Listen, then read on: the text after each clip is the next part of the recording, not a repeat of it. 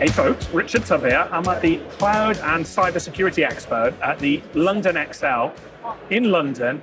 It's huge. And I'm here today with Martin Thomas, who is, I was going to say you're the head of cybersecurity EMEA at Pax8, but that's probably not your full title, is it? No, and thanks for having me, Richard. Senior Director of Security. Senior Director of Security, there we go. Right. You've just done a presentation on one of the stages here, and the title was, let me get this right, Fire, Finance, and Phishing with a PH. Have I got that correct? That's about right, yeah. Yeah, and I thought it was a wonderful presentation. It's the first time I've seen it.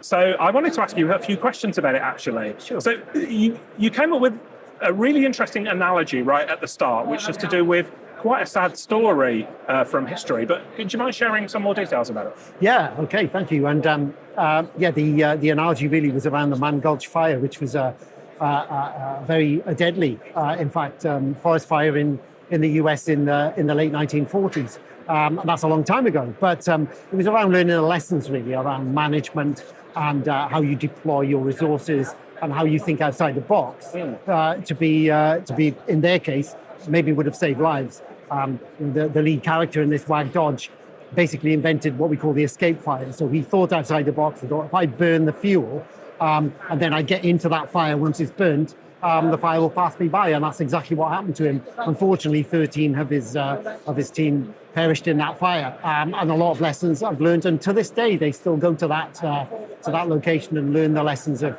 how quickly a fire can spread, and their whole management techniques have changed completely since that time from the lessons they learned. And I think the parallels I'm trying to draw there really is, yes, it's quite a shocking example, but it's really about cyber attacks and how we set our businesses up. You know, we need to use our strengths, but learn from lessons of the past about how things can move really quickly and how we can adapt and look at things using our knowledge that we've gained over many years ourselves, really, rather than just following the crowd, as it were. So that's the sort of idea that we're trying to get across, and hopefully it sounded as if it hit the mark. It really did, and the thing I like about it the most, obviously, very sad story. You know, what year was that? 1949. 1949. But the lessons that you mentioned coming out of it is about not just following the pack.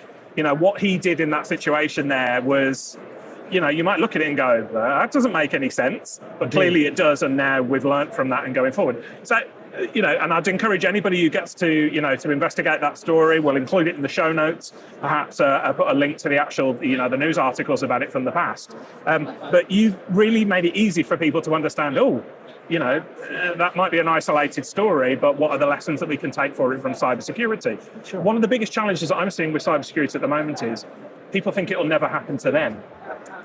You know, and obviously in the case of, you know, those firefighters and what it did happen to them, and it's, you know, lessons were learned and that. So I really like the way that story is helping get across to people. Yeah, this can happen to anybody. When you're speaking to MSPs, what are they seeing the appetite from SMB customers towards cybersecurity at the moment? Are they still putting their heads in the sand?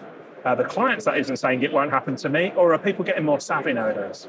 I think it's probably a bit of a split. I think you will still get end users, and you definitely are, that are just like, no one's really interested in my data, no one's interested in that, and we all know that's not the case. They may not be actually interested in you, they're just after that data and those credentials more than anything else. But I think from an increasing, I wouldn't necessarily know whether it's a majority yet, but from an increasing sector, a lot of MSP partners we're dealing with are saying, our customers are coming to us and saying, you know, I've heard we could be at issue here. What can we do to do this? You know, how can we do this? And I think that's what we're trying to get across here to our partners is we can help you make that translation, hopefully with stories like I've just given, to say, you know, bad stuff can happen. But it's not about, you know, fear, uncertainty, and doubt. It's not about that. It's about learning those lessons, and then giving really good bespoke advice to them. So I think, in answer to your question, I think we're getting there. I think we are getting there because of the news and obviously channels like your own are spreading. Look, this can happen. We need to get it across, but there's still a long ways to go. Yeah. And what about for MSPs listening to this? They're saying, I'm having conversations with my clients, SMBs or people at the small business level, organizations. but they're still just saying, yeah, we'll get around to it, without using FUD, fear, uncertainty, and doubt, which we're all familiar with. Yeah. And there's a fine line, isn't there, between saying to your clients, it can hit the fan, it can happen, and here's some examples, but not scaring the living wits out of them. What does that line look like to you nowadays? How can MSPs educate their clients without putting the fear of God into them? I think that I think you just said the word exactly. I think you need to focus on that education piece. I think rather than getting people along and saying, look how bad things could be, or going to a quarterly business review and saying, these bad things happen, we need to do this. Educate, just freely educate and say, we saw that someone else in your sector got attacked like this. We don't want you to be that person. So I think we should do this. We should help with this. And in many cases, security can be an enabler as well, can make you more efficient, certainly reduce risk. A lot of people are looking at insurance and what have you. So rather than that fear, you could say, actually, you might be able to even reduce other costs for you if you spend a bit here. And of course, it gives you an edge sometimes in the market, because if you're the provider of, let's say, accountancy services or legal services, or whatever, that really focus on security, you can push that out there because people will recognize that these guys look after their data, they look after me and my data, so I'm going to go to those guys. Yeah. So it's a good news story. We try and spread the positive sides of being secure rather than, like you say, fear, uncertainty, and doubt, which no one really wants to do. So I think that people are starting to get that, and we're trying to give them the tools to go and speak to their clients about that. We talk about moving to the big table, in other words, going to that board table and getting in front of those decision makers to early on in their decision-making process, rather than when they've already made decisions and budgets based on old values. Let's see if we can alter the tables a little bit. Maybe they'll just move some spending from A to B. Don't have to spend more, just retarget it. So that's what we try and encourage them to do, and be that good news story, that we can make this better for you rather than look how bad it is. Yeah. I think that's what we're trying to get in that part. So, you're preaching to the choir with me. So we've been on the same page for a long time. We've been friends for a long time, about how we educate end users about the issues in cybersecurity and the potential threats. I had a really interesting pushback from an MSP recently. So I wrote about it. I think I quoted you in the article. And I said, look, you've got to educate end users, clients on other scenarios, other businesses like them who have been impacted. And one MSP got in touch with me and said, oh, that's all well and good if you're in a big city or somewhere like that. There's plenty of examples. But I deal with rural clients, and we don't have those issues. How would you respond to that? How can MSPs who are dealing with clients in maybe small villages or rural areas, or just in areas where the stories have not come out about businesses who have been impacted, have been breached, how can they educate their clients without, once again, going to scenario stories that really don't resonate with their target audience? Well, I come from an area of the country where I used to run an MSP dealing with small companies. In fact, I think we did a show about it once. We did a long time ago. And how to support them. And it is a different mindset slightly, although, it's we've got the same threats and we've got the same opportunities. So I think what I would say is try and identify, as you just said, turn that round and try and find stories that identify with them. So if you're in the rural economy, if we turn this to real crime as opposed to cyber crime, real crime for the rural economy is rife. Farmers have all kinds of stuff stolen all the time or whatever. It's a nightmare for them, and I know that. And the whole drug economy works that way as well, the whole county lines bit and what have you. The same is true of cybersecurity. It doesn't matter whether you're in central Reading or London or whatever, or you're in mid Wales. You're still at risk of cybercrime. So I think what we're trying to do is find some local examples, and a great resource of this would be the cyber resilience centres, backed by the local police of wherever you are, and they will give you examples. That may be not the exact person, but they will give you examples of what's going on. So I'd maybe, for an example, get someone into a lunch and learn, get 3 or 4 companies in together, or whatever you can, or maybe go to where they are. Maybe go to their National Farmers Union or go to their local Chamber of Commerce or somewhere like that. Say, can I present on this? And then give them local examples of maybe, I don't know, a tractor dealer that got broken into, or a local farm produce type cooperative. Those sort of things, and try and make them identify with that, because that does happen.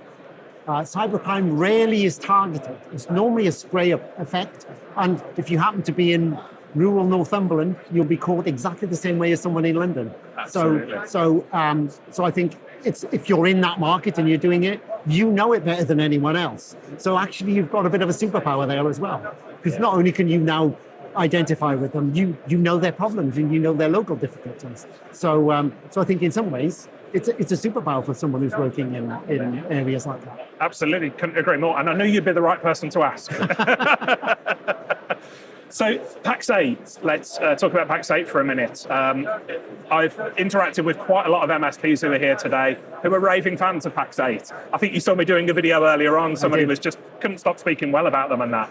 And I've seen a shift in Pax8's philosophy over the past couple of years as well. They were always cybersecurity first, but they've invested heavily. Obviously, you've got Matt Lee and the team in the States. Yeah. You've got Mostyn Thomas and the team here in Europe as well. People know you, they trust you. What can we expect from Pax8 on the cybersecurity front going forward? We have a considerable pipeline of vendors who are queuing up to join us, and we've got a very high bar for people to come in. Hence why not everyone's in at the moment. Yeah. You know, there's a lot of sort of anticipation about what's coming. So we've got that coming forward, but we're investing heavily in education for our partners. So you know, we don't make money out of that. That's just what we do. It's part of what we do. So you're going to see a lot more online resources and a lot more in-person events. As you know, I deliver the Cybersecurity Masterclass, but you're going to see that expand considerably in the UK and Europe. And many more events we've got coming along, like Beyond in Berlin. There's going to be a huge program of learning events there as well. So we're really, really trying to push that, how to do these things, how to do them properly, how to educate your clients, give you the tools to do it, as well as great vendors too. So we've got a bit of everything coming on, and the latest iteration of the marketplace is going to be amazing as well, with some incredible resources that are not only good for marketing, but they'll also be good for security too. Yeah, and I've had a sneak peek into that, see what's coming, so it's definitely worth keeping an eye at. Absolutely. I want to ask at a personal level as well as a friend. You know, you alluded to the fact we've had you on the podcast a couple of times now, going back, talking about when you were an MSP, moved to MSSP, and now you're on the other side of the fence and working on as a vendor as well. What has that transition been like, and what's been the biggest learning curve for you being on the vendor side of things as opposed to the MSP side? So the biggest learning on the vendor side would be not undervaluing the experience I had as an MSP. I know my cybersecurity, and I've learned things as I've been in Pax8, loads, an immeasurable amount, which has been amazing. Great thing. I love learning, so it's been great. But the biggest thing I brought with it is I didn't understand that companies like Pax8 and many of the other people in the industry haven't got that experience as an MSP. Yeah. So they'll say to me, well, what do you think? And I'm like, oh, from a cyber point of view. And they're like, no, because you ran an MSP for a long time. What do you think from that point of view? And I'm like, okay, yeah, no, if it was me, I would do this. And I sort of undervalued that knowledge that I'd got. And that's what's turned into a number of the presentations I've done now, is really about, look, use your superpower because you've got one. Yes. I never realized I had it until I left the MSP world to a certain extent and came into Pax8 and that whole world. I never realized what it was worth. It's really, really useful. So that would be my number one thing. It's been a learning curve, really steep, clearly. Working for a large corporate entity is going to be, after running your own business for 20 odd years.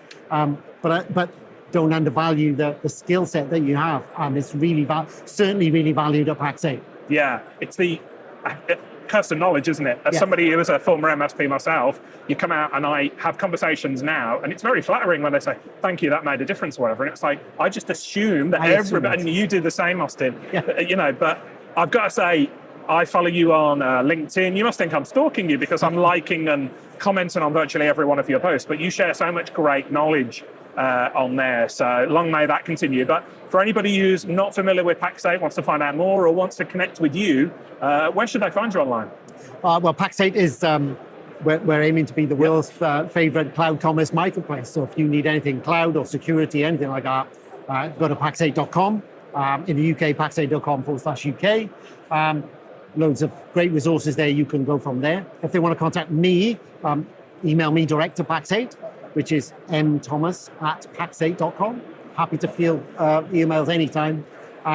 Or go to the Pax8 website. Or for me, you can always contact me on LinkedIn. Yes. Austin Thomas, there's not many of us around.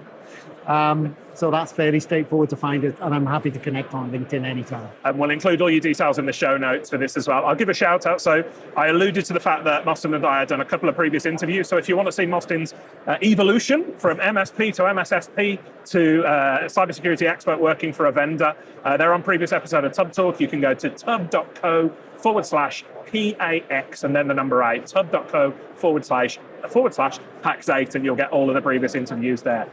Lovely little bonus-ode here. Mostyn, thank you for taking time out to speak to us. I mean, you just come up on stage and I collared you and said, come and talk to me. We're in a noisy environment. I think you deserve a bit of a break now, my friend. Oh, thank you very much. Well, a pleasure anyway, as ever. Thank you, Mostyn. Cheers, Thank mate. you. Cheers. Hey folks, Richard here. Thanks for listening today. I know you've got a ton of options for who you listen to nowadays, so I really appreciate your support. Do you have any feedback on this episode? Ideas for future guests? Tweet me at Tublog using the hashtag TubTalk. I respond to every tweet and really appreciate your feedback.